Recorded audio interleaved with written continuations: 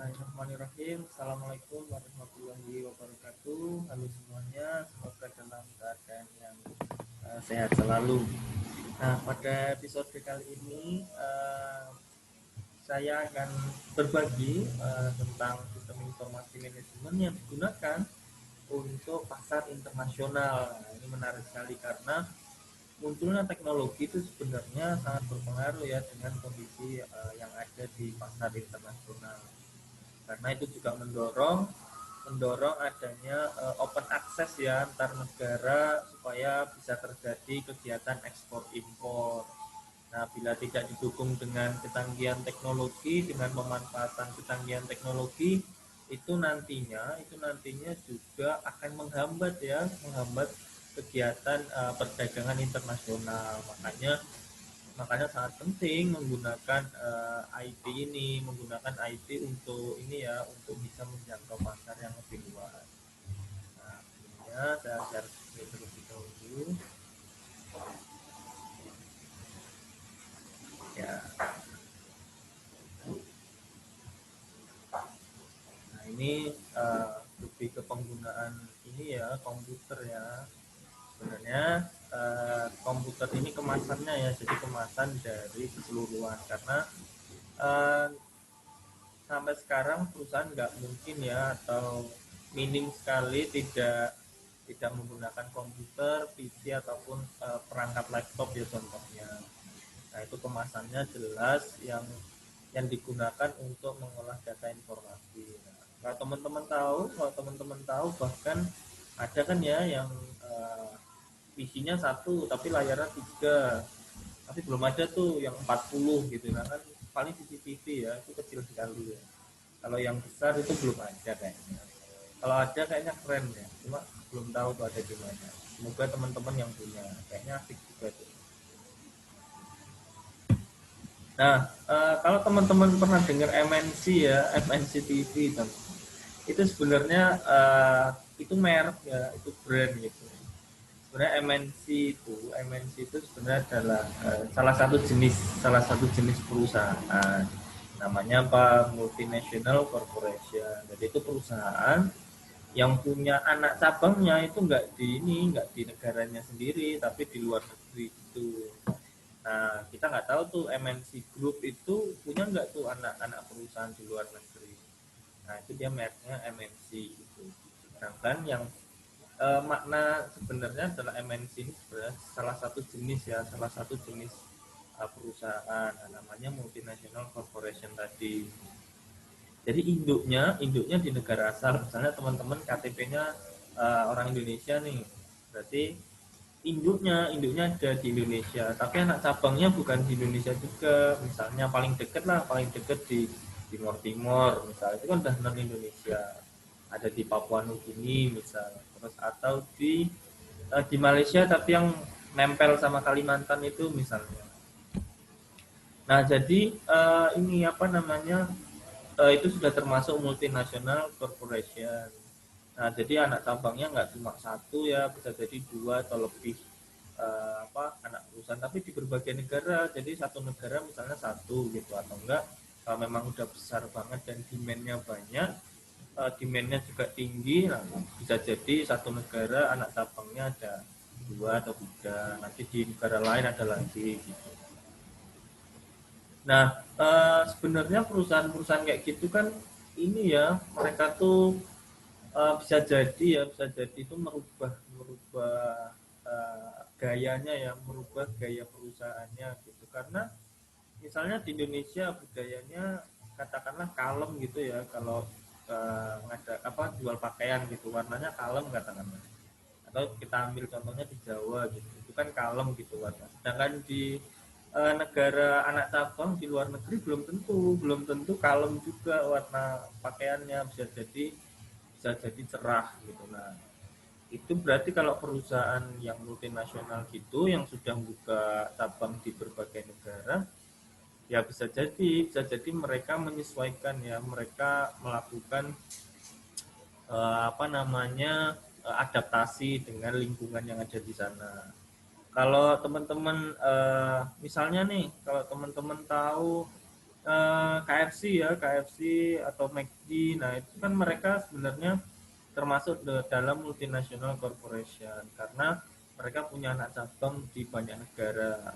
Di Indonesia aja ada berapa sendiri anak cabangnya ya kan? Geser 100 meter ada McD, geser 100 meter ada KFC. Belum pernah ya McD dan KFC sebelahan kayak Indomaret dan Alfamart. Kayaknya asik juga gitu.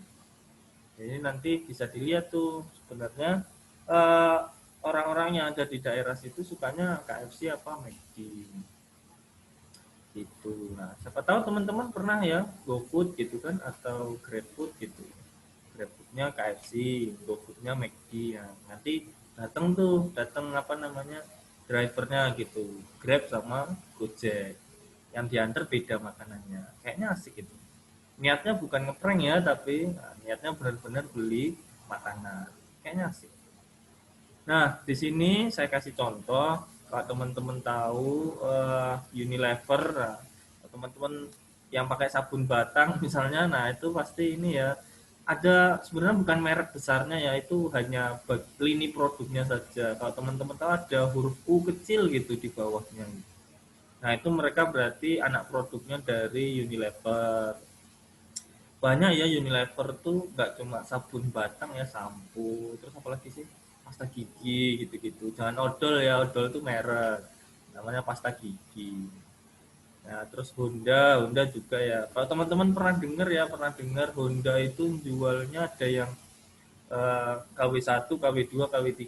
Nah, di negara kita tuh disediakan yang KW3 kalau nggak salah. Tapi ini ya masih banyak pembelinya juga ya karena sesuai sesuai dengan katakanlah kualitas dan daya belinya sesuai. Jadi ya nggak masalah. Mau KW berapapun selama memenuhi kebutuhan dari konsumen ya wajar-wajar saja ya. Toh buktinya ya Honda pembelinya banyak ya. Mau kayak gimana juga image-nya juga bagus ya. Teman-teman pasti awal-awal waktu masih kecil belum tahu itu adalah merek pasti nyebutnya Honda. Padahal itu merek. Yang benar kan motor ya, bukan Honda. Terus kalau pesawat jadi apa? Honda Mabur. Nah, padahal kan itu pesawat, bukan Honda. Nah, Honda itu kan merek. Tapi kan karena teman-teman taunya yang diajari oleh orang tua itu kayak gitu ya, makanya teman-teman taunya itu adalah Honda. Gitu. Jadi masih banyak ya perusahaan multinasional. Nah, jadi teman-teman perlu menggali. Jadi kalau teman-teman apalagi yang ini ya generasi zaman sekarang gitu, otaknya itu masih bisa berkembang lebih cepat, lebih besar gitu. Kalau teman-teman uh, cuma jadi penikmatnya mereka saja ya buat apa? Nah, misalnya teman-teman suka nih, teman-teman suka bikin, dulu diajari ya bikin sabun batang gitu. Nah, sekarang dengan adanya perkembangan teknologi, contohnya bisa lihat di YouTube tutorialnya bikin sabun batang. Coba dikembangkan. Sabun batang yang tidak bisa cair misalnya, atau enggak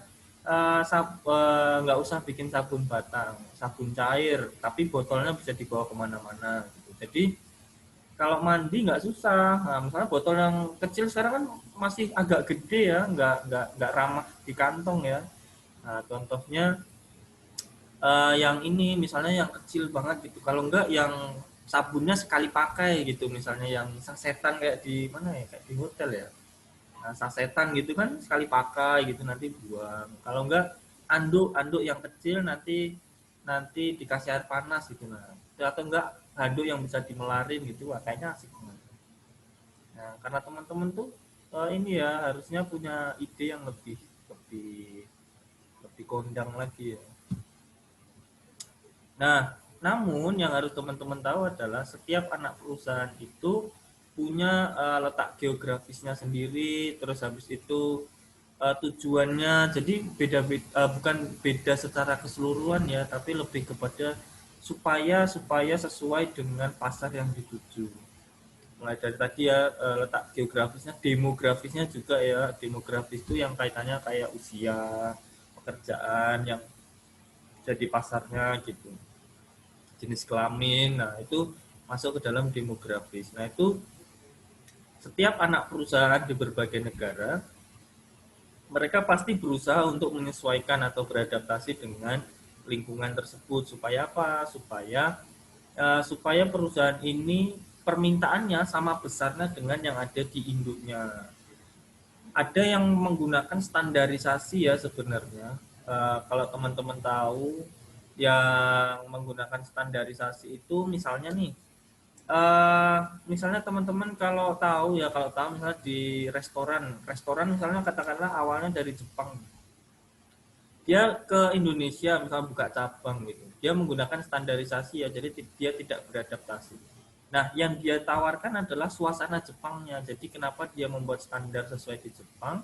Karena dia merasa bahwa restoran ini nantinya itu akan menghadirkan permintaan tersendiri dari konsumen orang-orang Indonesia itu datang ke sana bukan bukan hanya mencari makanan saja, tapi suasana gimana sih kalau restoran di Jepang itu masakan di Jepang, nah, misalnya kayak gitu hanya saja. Tetap ya pasti di standarisasi pun tetap ada adaptasi, contohnya kayak menunya ya, misalnya kayak uh, ikan salmon ya atau ikan-ikan mentah gitu ya, ikan-ikan mentahnya itu yang enggak yang ngambil di kali gitu, yang enggak, beda ngambilnya pasti ikan-ikannya yang berkualitas ya, walaupun kita tahunya bahwa itu ikannya itu sebenarnya mentah gitu, cuma kualitasnya beda karena kita mencari kategori bahasanya ya mentah bahasanya gitu. Terus habis itu kebijakan tadi ya seperti yang saya sampaikan tadi. Prosedurnya juga ini ya, ada yang pasti ada yang berubah ya karena sesuai dengan kebijakan. Terus habis itu prosedurnya bagaimana melayani konsumen yang ada di negara tersebut, caranya bagaimana. Kalau di Jawa ya jelas ya harus sopan ya, biasanya gitu. Kalau selain di Jawa saya nggak tahu ya yang apalagi yang notabene orangnya keras gitu. Nah saya nggak tahu tuh itu melayaninya juga teriak-teriak apa enggak. Nah kalau di Jawa jelas ya orang-orangnya kalem. Misalnya kayak teman-teman misalnya datang, selamat datang di toko kami, ya, selamat berbelanja, nah, misalnya kayak gitu. Nggak mungkin kan baru masuk diteriakin, woi ngapain belanja, kan nggak mungkin. Jadi kayak gitulah ya. Nah terus kenapa sih perusahaan itu melakukan ekspansi apalagi sampai ke luar negeri? Nah jelas ya, yang pertama mencari pasar baru.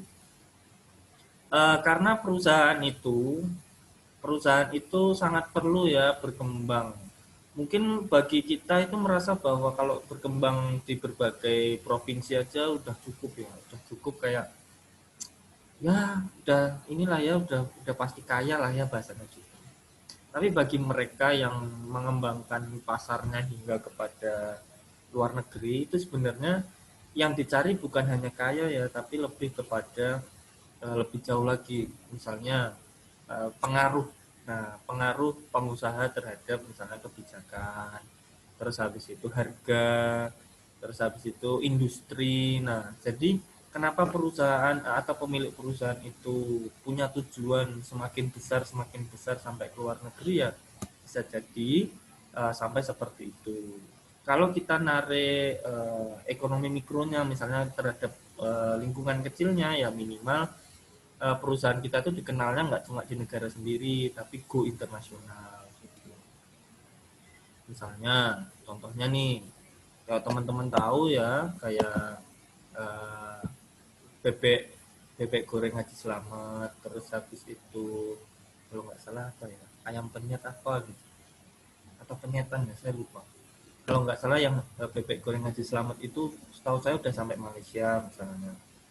Ya kan asik aja gitu kan, misalnya bebek goreng Haji Slamet sampai di Arab misalnya. Nah, jadi orang-orang yang haji umroh gitu kan, makanya mana bebek goreng Haji Slamet, nah kan ada tuh, ada di Arab. Nah contohnya gitu. Jadi tidak hanya dikenal di negara sendiri tapi di negara orang. Mungkin nggak keren ya bahasanya, nggak keren, tapi jangan lupa aksennya orang luar negeri itu lebih keren daripada kita. Jadi kan bisa, ya nggak usah saya contohkan ya, nanti teman-teman bisa praktekkan sendiri. Nah, selain mencari pasar baru yang lebih luas, yang lebih potensial lagi, nah selain itu meningkatkan produksi dan penjualannya. Itu udah jelas ya, ketika teman-teman mengembangkan pasar, perusahaan bisa bisa sampai ke luar negeri, pasti penjualan itu pasti naik. Karena selama teman-teman bisa menyesuaikan dengan lingkungan yang ada di negara tersebut, pasti itu ya, pasti penjualannya besar. Kalau nggak bisa menyesuaikan ya nggak bisa. Nah, cuma karena orang-orang di Indonesia itu condongnya lebih ke konsumtif ya daripada yang ke produktif, makanya banyak sekali perusahaan yang ekspannya itu tujuan utamanya pasar terbesarnya adalah kalau nggak di Cina, di Indonesia. Selain karena penduduknya yang banyak, ya tadi karena perilakunya yang konsumtif. Lagi di Indonesia yaitu lebih condongnya ke konsumtif. Jadi lebih mengutamakan gaya hidup daripada mengutamakan eh, ketahanan hidup ya. Nggak apa-apa lapar, yang penting gaya hidup terpenuhi. Contohnya gitu. Yang ekstrim kayak gitu ya. Tapi masih banyak lah yang nggak kayak gitu. Hanya saja yang dilihat dari perusahaan di luar negeri adalah pasar yang seperti itu, yang cenderung konsumtif itu. Karena apa ya? Karena harus diakui ya bahwa seseorang itu sangat perlu ya diakui eksistensinya. Maka hal itulah yang menumbuhkan sikap atau sifat konsumtif kita. Sehingga ya maka harus teman-teman akui juga kalau teman-teman adalah orang yang konsumtif. Nah, maka dari itu apakah teman-teman akan selalu konsumtif atau tidak? Nah, itu pilihan dari teman-teman. Terus mencari suplai bahan baku yang baru. Nah, bisa jadi di negara lain itu sebenarnya suplainya lebih murah ya. Nah, kalau teman-teman tahu pernah kan di Indonesia itu merupakan supplier atau tempat produksi ini jersey-nya Manchester United, kalau teman-teman tahu. Nah, itu made in Indonesia gitu. Entah kalau sekarang masih atau enggak. Nah, jadi teman-teman pergi misalnya jauh-jauh ke Inggris nonton Manchester United, ke toko merchandise-nya beli jersey-nya. Nah, itu kan kayak beli produk sendiri di negara orang gitu. Padahal di negara sendiri ada. Kalau teman-teman tahu misalnya kayak gitu. Nah, itu kan karena Nike mampu menemukan supplier baru di mana di Indonesia. Mungkin karena biayanya lebih murah. Jadi paling mahal di ongkir, nah mahal di ongkir, bahan bakunya lebih lebih bagus, kualitasnya juga lebih bagus di Indonesia. Terus mencari investasi, pantas ya kalau apa namanya ekspansi ke luar negeri itu untuk investasi, karena apa namanya investasi kalau di negara sendiri mungkin dirasa administrasinya berat, terus biayanya juga berat. Siapa tahu di luar negeri ada yang lebih lebih rendah biayanya. Investnya ke luar negeri aja. Untuk memperoleh teknologi baru biasanya yang ini ya, negara berkembang ke negara maju ya, membuka ekspansinya atau membuka perusahaan cabangnya. Kalau yang di negara maju buka di negara berkembang bukan cari teknologi baru, pasti ya cari pasar baru aja. Karena di negara maju jelas ya pemanfaatan teknologinya luar biasa, sedangkan di negara berkembang kan belum. Makanya banyak perusahaan di negara maju expandnya itu di negara berkembang karena dirasa mendatangkan inovasi. Sedangkan negara berkembang datang membuka cabang di negara maju jelas itu untuk memperoleh teknologi baru. Walaupun nanti cost-nya akan lebih tinggi. Hanya saja ya itu sangat penting ya, apalagi pemanfaatan sistem informasi itu, data-data dan informasi kalau kita punya cabang di negara maju jelas itu sangat membantu ya, mulai dari rekap, mulai dari membaca pasar, analisa pasar juga, terus habis itu pengembangan produk. Nah, itu sangat penting. Terus habis itu jelas meminimalisir resiko-resiko yang ada. Jelas ya. Jadi teman-teman di zaman sekarang yang eranya tuh bebas ya, pintu perdagangan dibuka. Itu teman-teman jangan sampai merasa bahwa eh, bisanya hanya skala lokal gitu. Enggak, semua orang bisa ya skalanya internasional. Tinggal ini ya, tinggal effortnya yang diberikan saja. Mungkin kalau boleh memberi advice atau saran ya ini ya, fokus ya. Kalau teman-teman bisa fokus ya pasti fokus. Salah satu itu akan menghasilkan atau berbuah manis. Nah, jadi teman-teman kalau fokus itu pasti nanti hasilnya juga baik. Nah, apa saja kebutuhan proses informasi yang dibutuhkan di tadi ya perusahaan multinasional corporation. Kalau di internal itu jelas aset-asetnya itu ya harus dikelola dengan baik, informasinya jangan sampai perusahaan yang multinasional masih ini ya checklist persediaan atau checklist aset perusahaan masih ini ya masih pakai buku catatan gitu ya. Wah, itu nggak asik banget. Nggak mungkin ya, tapi karena multinational corporation itu pasti sudah memanfaatkan kecanggihan teknologi. Terus pendelegasian wewenangnya juga jelas ya, tidak mungkin ini ya, tidak mungkin kayak kirim surat gitu ya, kayaknya nggak asik. Jadi langsung aja minimal pakai inilah ya, pakai aplikasi yang disediakan perusahaan. Jadi nanti ujuk-ujuk langsung ada pesan masuk gitu. Anda dikirim untuk melaksanakan negosiasi di negara mana. Asik ya jalan-jalan. Ya mikirnya jalan-jalan aja daripada mikirin ini jadi kerjaan. Terus pemrosesan informasi budaya perusahaan, kebiasaan-kebiasaan yang dilakukan di perusahaan. Terus manajemen style. Nah, ini bahasanya agak asik ya sebenarnya. Cuma ini teman-teman harus pahami bahwa pemrosesan informasi tentang manajemen style ini bagaimana para manajer dalam mengambil sebuah keputusan. Nah, itu tidak boleh ada yang boleh terbuka kepada seluruh komponen perusahaan, ada yang tidak boleh. Jadi sangat penting kegunaan sistem informasi manajemen yang baik di perusahaan multinasional corporation.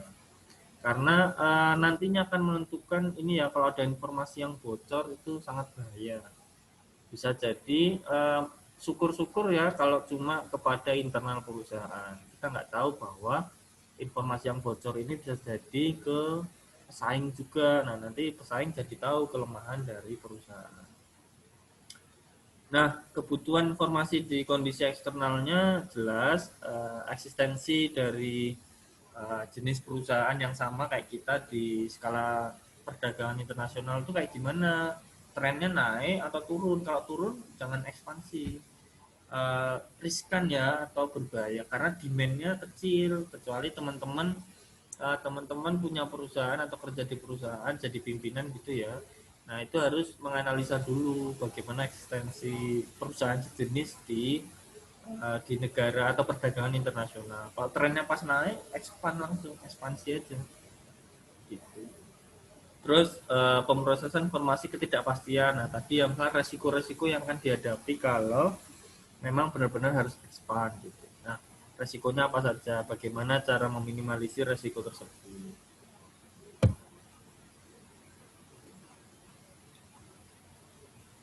Nah, ini yang seperti saya singgung tadi ya tentang ketidakpastian informasi dalam perusahaan multinasional.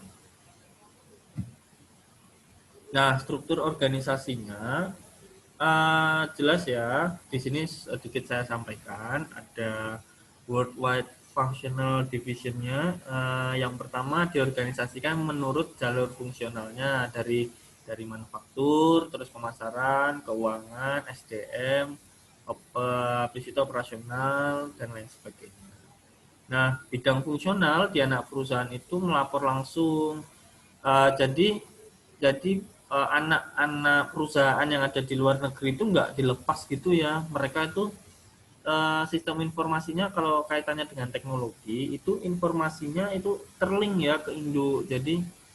Jadi misalnya kalau teman-teman tahu ada laporan tahunan, bulanan, tribulan, nah itu semua walaupun itu masuk ke dalam manajemen perusahaan cabang, tapi di Indo itu juga tahu gitu. Jadi di Indo itu udah ada yang kontrol sendiri cabang di negara mana tuh itu dikontrol oleh misalnya divisi apa gitu. Misal divisi luar negeri misalnya, atau divisi cabang dalam negeri misalnya.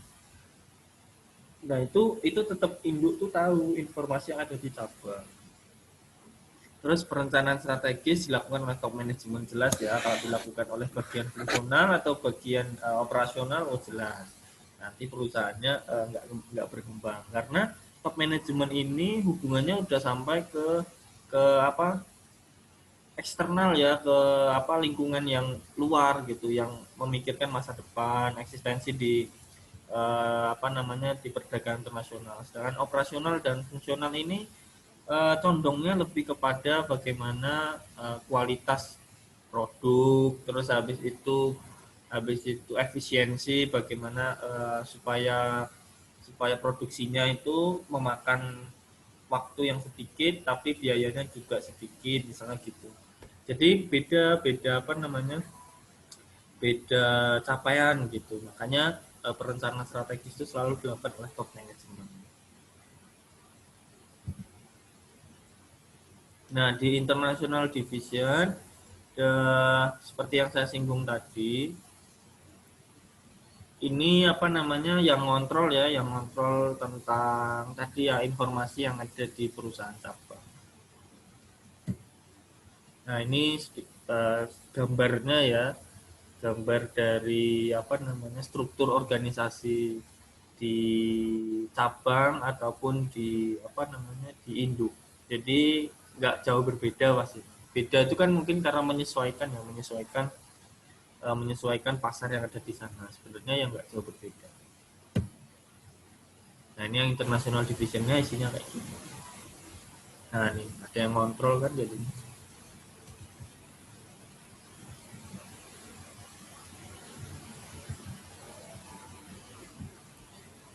Nah, seperti yang kita ketahui, pemanfaatan sistem informasi manajemen itu juga digunakan untuk mudahnya koordinasi. Nah, ini ada beberapa keuntungan supaya kalau kita mikirkan multinasional buka cabang di dalam negeri aja kayaknya riweh, apalagi sampai ke luar negeri ya. Nah, padahal tidak seperti yang kita pikirkan. Dengan adanya kecanggihan teknologi itu bisa kita gunakan ya untuk memudahkan dalam koordinasi. Nah, seperti yang teman-teman bisa lihat, di sini ada beberapa daftarnya. Apa namanya, keuntungan-keuntungan dari pemanfaatan sistem informasi manajemen untuk koordinasi yang levelnya antar negara. Jadi bukan lagi antar provinsi ya, tapi udah sampai antar negara.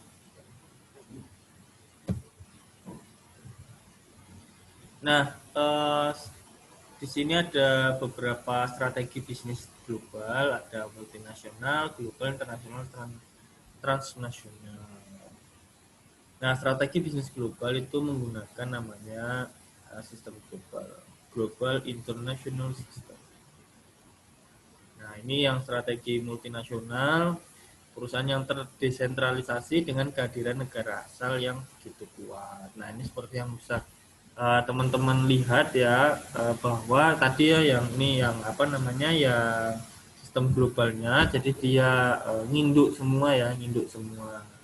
Nah, panah ada keterangannya yaitu arus pelaporan keuangannya. Itu. Jadi apa namanya? Seperti yang teman-teman sebenarnya ini modelnya ya, model yang teman-teman harus ketahui tentang perusahaan multinasional. Jadi perusahaan-perusahaan cabang itu memberi laporan gitu ke induknya. Nah, kira-kira gambarnya seperti ini.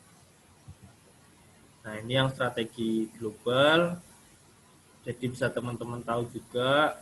Nah, ini jadi perusahaan global itu perusahaan yang tersentralisasi dengan keuntungan harga. Dengan adanya sentralisasi produksi di mana harga bahan baku yang dibutuhkan lebih murah. Nah, ini beda lagi. Jadi kalau yang strategi global ini walaupun terpusat, tapi kayak bahan baku, sumber daya, informasi itu jadi disesuaikan sama cabangnya sendiri-sendiri. Jadi beda-beda gitu. Kalau tadi terpusat semua, arahnya malah ini ya ke apa namanya ke perusahaan induk, ini beda. Gitu, ini malah ke kiri, keluar.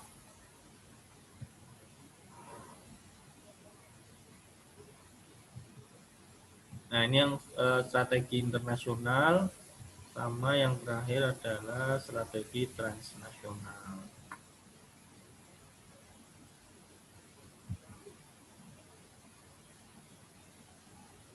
Nah, selanjutnya adalah penggerak bisnis global. Nah, ini merupakan suatu entitas yang mengambil manfaat dari skala ekonomis dan skop ekonomis, kemudian memberi kontribusi pada bisnis global. Nah, 7 penggeraknya apa saja dalam bisnis global? Yang pertama ada sumber daya bersama, operasional yang fleksibel, terus rasionalisasi operasi, pengurangan resiko, produk global, pasokan yang langka, pelanggan tingkat perusahaan. Jadi sebenarnya bisnis global, kalau kita mau kaitkan sama bisnis, ya yang nggak harus global. Sebenarnya itu tujuannya sama ya pasti. Tujuannya itu tetap minimalisir resiko, terus habis itu menghindari pasokan sampai langka itu jangan sampai. Nah makanya zaman sekarang tuh jarang ya pesaing tuh kayak benar-benar musuh gitu, jarang ya. Bisa jadi pesaing itu adalah mitra. Karena apa kaitannya dengan tadi, jangan sampai pasokan atau supply bahan baku itu jangan sampai langka. Nah kalau teman-teman merasa eh, aneh dengan adanya Alfamart dan Indomaret yang sebelahan, ya zaman sekarang nggak harus aneh ya. Itu sebenarnya mereka itu tidak musuh ya sebenarnya. Musuh itu kan karena ini ya, pertama brand yang berbeda, terus identitas yang berbeda, pasarnya sama, tapi ya nah itu bisa dibilang jadi pesaing. Tapi di balik itu mereka adalah perusahaan yang pastinya bermitra. Mitranya dalam artian apa? Bukan berarti ini ya kalau di Indomaret habis nanti ada pintu belakang gitu kita ngambil di gudangnya Alfamart.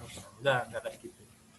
Tapi misalnya mengambil kebijakan bahwa apa yang dijual di Alfamart itu di Indomaret kalau bisa jangan ada gitu. Nah, nanti kalau di Indomaret nggak ada kan orang-orang kan geser ke Alfamart, contohnya gitu.